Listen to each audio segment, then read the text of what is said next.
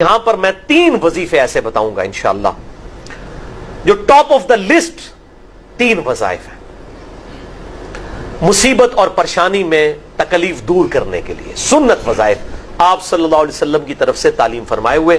آپ صلی اللہ علیہ وسلم نے ارشاد فرمایا کہ یونس علیہ السلام نے مچھلی کے پیٹ میں اپنے رب کو ان الفاظ کے ساتھ پکارا تھا، لا الہ الا انت سبحانک انی کنت من الظالمین۔ اور پھر آپ صلی اللہ علیہ وسلم نے فرمایا کہ جو کوئی شخص اپنے کسی بھی معاملے میں، کسی بھی پریشانی میں اس دعا کے ذریعے اللہ کی طرف متوجہ ہو، اللہ تعالیٰ اس کی دعا کو قبول فرما لیتا ہے۔ اور قرآن میں بھی آ گیا نا، کذالک ننجی المؤمنین۔ اور کتنا بڑا فتویٰ آیا میرے بھائیوں، سورہ صافات 143 144، فلولا انہ کان من المسبحین، اگر یونس ہمیں ان الفاظ میں ہماری تسبیح نہ کرتا، للبث فی بطنہ الی یوم یبعثون، تو مچھلی کے پیٹ میں قیامت تک مچھلی کے پیٹ میں رہتا اگر اس طرح نہ ہمیں پکارتا، اس کی قبر مچھلی کا پیٹ بن جاتی۔ یعنی یہ اتنا عطاب، اور وہ دور ہو گیا اس دعا سے، بہت بڑے اسماء اعظم میں سے ہے۔ تو یہ بہترین دعا، بہترین وظیفہ، اسماء اعظم میں سے بہترین چیز، اور سب سے بڑھ کر جو میں نے بات کی کہ بہترین استغفار، اللہ سے توبہ مانگنے کا بہترین ذریعہ۔ اور کس طریقے سے؟ اے اللہ تو پاک ہے نا، تجھ سے تو غلطی نہیں ہوگی، میں بندہ ہوں، غلطی کروں گا تو اللہ نے تو معاف کرنا ہے نا۔ بہترین دعا ہے واللہ، بہترین استغفار ہے۔ اور صحیح بخاری اور مسلم کی متفق علیہ حدیث ہے، جب آپ تشہد میں بیٹھو تو درود شریف کے بعد جو اپنے رب سے چاہو مانگو، اس میں یہ دعا بھی آپ اپنے اوپر لازم کریں۔ یہ اسماء اعظم میں سے ہے، اپنی دعاؤں میں اس دعا کو کریں۔ دعا کی قبولیت کے لیے یہ آپ سمجھیں اللہ تعالیٰ کی طرف سے کیٹلسٹ ہے۔ اسماء اعظم میں سے اللہ کے جو بڑے بڑے اسماء ہیں جن کے ذریعے دعا قبول ہوتی ہے، ٹاپ لسٹ جو اسماء اعظم میں سے اگر جو دعائیں ہیں ان میں ٹاپ آف دا لسٹ یہ دعا ہے، لا الہ الا انت سبحانک انی کنت من الظالمین۔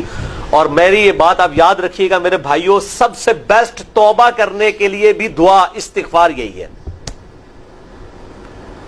اس سے کوئی بہتر طریقہ ہو نہیں سکتا استغفار کا۔ سیدنا عبداللہ ابن مسعود رضی اللہ تعالیٰ عنہ کہتے ہیں کہ ایک دفعہ میں آپ صلی اللہ علیہ وسلم کی موجودگی میں نماز پڑھ رہا تھا، اور سیدنا ابو بکر اور عمر رضی اللہ تعالی عنہما وعلیہم السلام وہ بھی وہاں پہ موجود تھے۔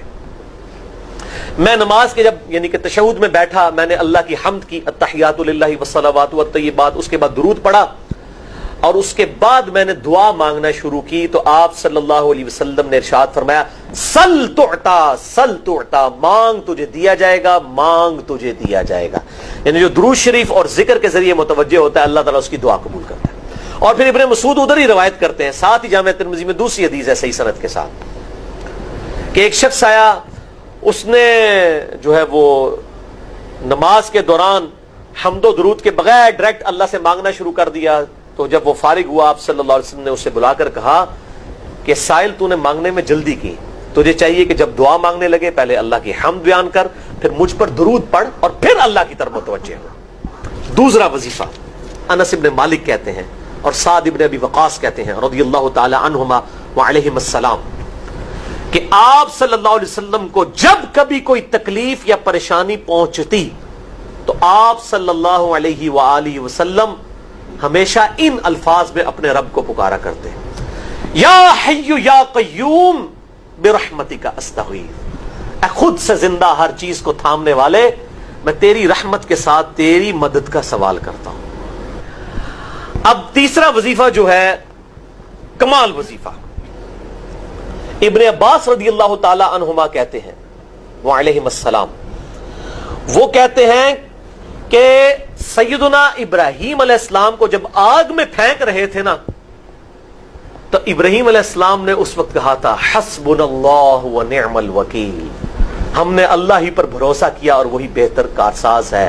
اور تمہارے نبی صلی اللہ علیہ وسلم کو بھی جب مصیبت اور پریشانی آتی تھی وہ بھی پڑھا کرتے تھے، حسبنا اللہ ونعم الوکیل، ہم نے اللہ ہی پر بھروسہ کیا اور وہی بہتر کارساز ہے۔ اور یہ جو انہوں نے کہا کہ نبی صلی اللہ علیہ وسلم بھی یہ کہتے تھے، اس کا ذکر الحمدللہ قرآن میں بھی موجود ہے، اس سے بھی بڑھ کر سورہ آل عمران کی 173 نمبر آیت میں ہے کہ جب نبی صلی اللہ علیہ وسلم اور اہل ایمان کو یہ خبر پہنچی کہ کافر ان کے خلاف سازشیں کر رہے ہیں تو نبی اور اہل ایمان نے پکارا حسبنا اللہ و نعم الوکیل. تو حسبنا اللہ و نعم الوکیل قرآن کی آیت بھی ہے, اور یہ ہے وہ آیت, وظیفہ قرآن میں آیا ہوا ہے. یہ آل عمران 173 اور صحیح بخاری 4563. اور مجھے بڑا وجد آیا کہ ابراہیم علیہ السلام کو جب آگ میں پھینکنے لگے تھے انہوں نے اس وقت اللہ کو ان الفاظ کے ساتھ پکارا حسبنا اللہ و نعم الوکیل. اچھا, یہ جتنے بھی وظیفے ہیں نا میرے بھائیوں, ان کا فائدہ اسی وقت ہے جب آپ کو ترجمہ بھی ان کا آتا ہوگا, ورنہ آپ روزانہ جتنی مرضی تسبیحیں کھینچتے رہے کوئی فرق نہیں پڑے گا. اس لیے میرا ایک پرسنل مشورہ ہے کہ جب بھی یہ وظیفے پڑھیں نا آپ, اردو ترجمہ بے شک آتا بھی ہونا, ایک دفعہ اپنی زبان میں اس کو ریپیٹ کریں. یعنی آپ پڑھیں حسبنا اللہ و نعم الوکیل, میں نے اللہ ہی پر بھروسہ کیا اور وہی بہتر کارساز ہے. آپ دیکھیں یہ صوت القرآن چینل میں جب وہ عربی چل رہی ہوتی ہے, جیسے ہی وہ مراج الدین خان کا ترجمہ شروع ہوتا ہے نا, کیسے کب کبھی تاری ہو جاتی ہے, کیونکہ ہماری زبان میں بات ہو رہی ہوتی ہے نا.